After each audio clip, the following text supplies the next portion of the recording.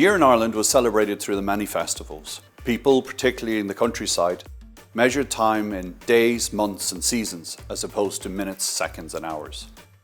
People kept track using the many festivals that were celebrated throughout the year. And now we're going to go over to Deirdre to find out more.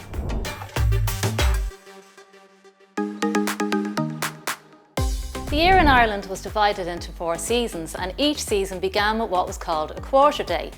There were 4 quarter days in Ireland, and there were many festivities associated with these. The first quarter day was the 1st of February. That was St. Bridget's Day, also known as Imbolc. The second quarter day was the 1st of May, or Bealtaine. The third quarter day was the 1st of August, Lunasa, and the fourth, the 1st of November, Samhain.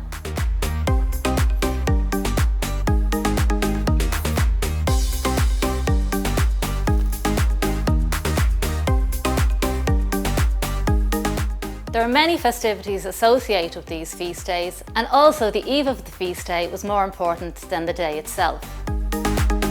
St. Bridget's Day on the 1st of February had many celebrations on the eve of the feast day. So for example, on the 31st of January, Irish people made St. Bridget's Day crosses, and these were made from straw or rushes, and depending on what part of the country you lived in, there were different types of crosses. The most recognisable type of cross is a 4-armed cross.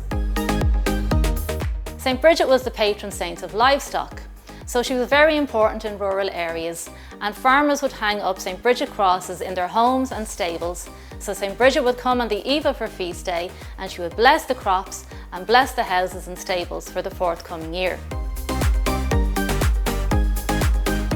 She was also associated with many folk cures. You would leave out a red piece of cloth overnight. This was called a broch breed. And St. Bridget would bless this as she travelled through Ireland. And this would then provide the cures of a headache or a sore throat. On St. Bridget's Day, you would eat colcannon. Colcannon was mashed potato mixed together with cabbage. And also young boys would dress up and they would carry an effigy of St. Bridget that was often made from straw, and they would travel from door to door in the community collecting money to have a party to celebrate St. Bridget.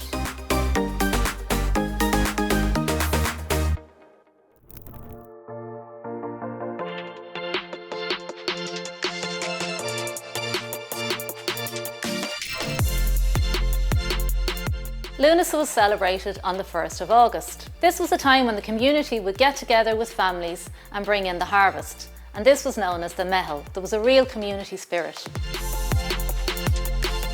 The last sheaf of wheat would be left in the field, and this was then cut and it was woven into a colloch. Now colloch was hung up in the home from Lunasa until the following spring, and it was then thrown into the field when the seeds were being sown for the next season. It was to bring luck.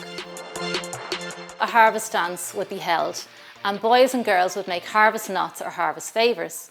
The harvest knot with ears was made by boys, and the harvest knot without ears was made by girls. And it was given to somebody you liked and you might dance together. And that's how people celebrated Lunasa.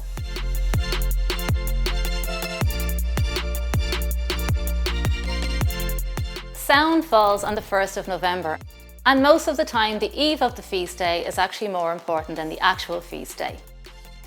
So Halloween falls on the 31st of October, and this is the most famous Irish festival. It travelled all over the world with Irish emigrants. In Ireland, it was traditional to carve a turnip. Yes, a turnip, not a pumpkin. The pumpkin came from America. A candle was placed inside the turnip, and it was carried around at night time to ward off the evil spirits.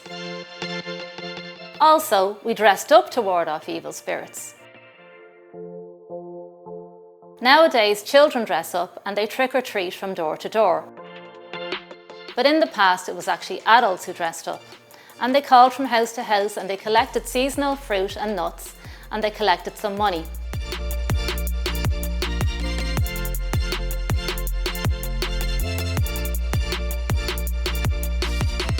So at the end of the evening, communities and families would get together and have a big bonfire, and they would eat the seasonal nut and fruit they collected, and that's how they would celebrate Halloween.